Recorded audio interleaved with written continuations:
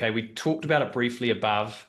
I think it's really important, we understand and we talk about it in the paper, there's a lot of tenant questions. About 90% of them are very simple and repetitive, but often take a ton of times at property managers' time.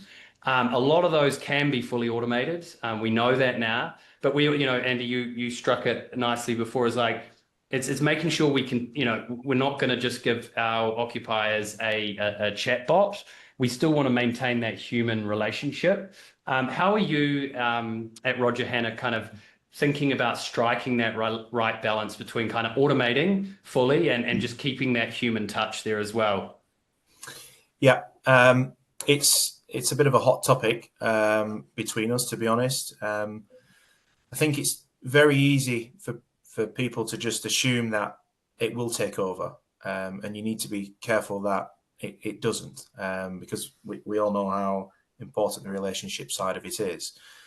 We'll continue to have occupier engagement meetings, face to face. Same with our clients as well. We see those as key parts of our service going forward.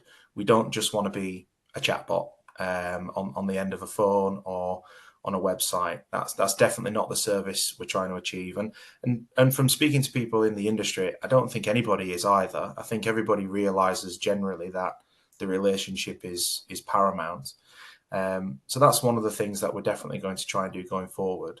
But when it comes to the chatbot in there, if you will, for lease extraction, for example, there will be some things that it can swallow that property managers are currently doing. We will fully be embracing that, but trying to keep the relationship as face as front of face as possible.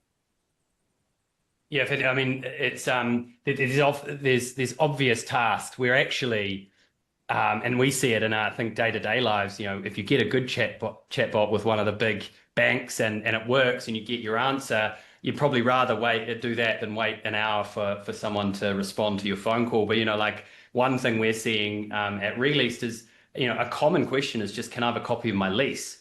Yeah. Again, something that might take a property manager, a bit of time to get that, email it back to the tenant. I think those examples are sort of right down the middle of where a tenant might just be very happy just to get that lease straight away via a chatbot, whereas there's other more complicated discussions that we want to be having in person. And of course, going back to some of those earlier points, if there is manual tasks that have been performed by AI, it does mean that your team, and keep me honest here, Andy, is out on site more often, and therefore they've got the time to be able to actually spend with occupiers, but the more mundane tasks have been handled by AI. I think what's... Yeah. Sorry, James. I was just going to say, yeah, that's definitely the goal. Is that facilities managers, property managers can spend more time boots on the ground, if you will, and speaking to people directly. That's definitely what we're trying to achieve, as well as with our clients as well. I think sometimes we can. You're so busy, like we're all busy, aren't we? But as property managers, facilities managers, client accountants, head in the laptop constantly.